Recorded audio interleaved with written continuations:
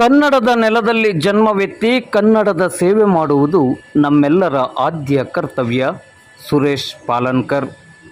ಕನ್ನಡದ ನೆಲದಲ್ಲಿ ಜನ್ಮವೆತ್ತಿ ಕನ್ನಡದ ನೆಲದಲ್ಲಿ ಬದುಕನ್ನು ಕಟ್ಟಿಕೊಂಡು ಕನ್ನಡದ ಸೇವೆ ಮಾಡುವುದು ನಮ್ಮೆಲ್ಲರ ಆದ್ಯ ಕರ್ತವ್ಯ ಎಂದು ಕನ್ನಡ ಸಾಹಿತ್ಯ ಪರಿಷತ್ತಿನ ದಾಂಡೇಲಿ ತಾಲೂಕು ಕಾರ್ಯಕಾರಿ ಸಮಿತಿಯ ಸದಸ್ಯರಾದ ಸುರೇಶ್ ಪಾಲನ್ಕರ್ ಅವರು ಹೇಳಿದರು.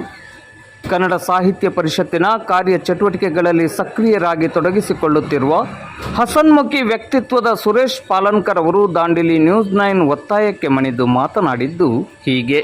ಬಹಳ ಹೆಮ್ಮೆ ಅನ್ನಿಸ್ತದೆ. ಸುರೇಶ್ ಪಾಲನ್ಕರ್ ಅವರು ವಿಶೇಷವಾಗಿ ಕನ್ನಡ ಸಾಹಿತ್ಯ ಚಟುವಟಿಕೆಗಳಲ್ಲಿ ಸಾಹಿತ್ಯ ಪರಿಷತ್ತಿನ ಕಾರ್ಯಕ್ರಮಗಳಲ್ಲಿ ಸಕ್ರಿಯವಾಗಿ ನೀವು ತೊಡಗಿಸಿಕೊಳ್ತಾ ಇದ್ದೀರಿ. ಭಾಳ ಖುಷಿ ಅನ್ನಿಸ್ತದೆ. ಏನು ಹೇಳ್ತೀರಿ ಸರ್? ಸಾಹಿತ್ಯ ಸಮ್ಮೇಳನ ನಾಳೆ, ಅಕ್ಷರ ಜಾತ್ರೆ ದಾಂಡೇಲಿಯಲ್ಲಿ, ಕನ್ನಡ ಡಿಂಡಿಮ ನಾಳೆ ಮೊಳಗಲಿದೆ. ಏನು ಹೇಳ್ತೀರಿ? ನಾವು ಈ ನಾಡಿನಲ್ಲಿ ಹುಟ್ಟಿದ ಮೇಲೆ ಇದೊಂದು ಸೇವೆ ಮಾಡಲಿಕ್ಕೆ ಈ ಕನ್ನಡ ನಾಡಿನ ಋಣ ತೀರಿಸುವ ಒಂದು ಅವಕಾಶ ಸಿಕ್ಕಿದೆ.